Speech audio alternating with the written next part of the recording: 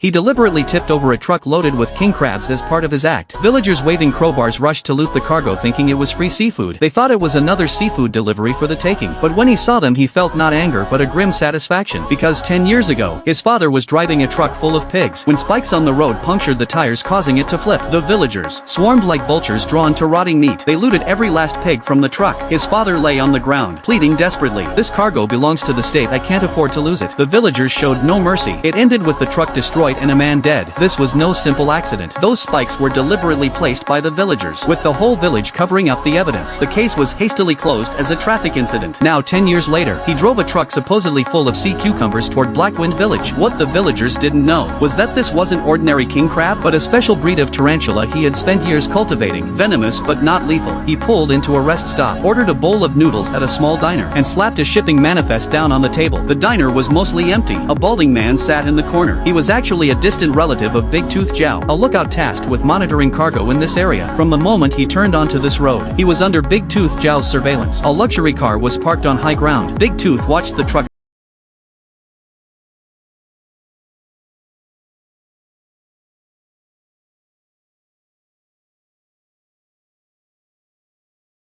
aiming the right front and rear tires straight toward that line of steel spikes. With a deafening crash, the heavy truck finally tipped over. The villagers cheered,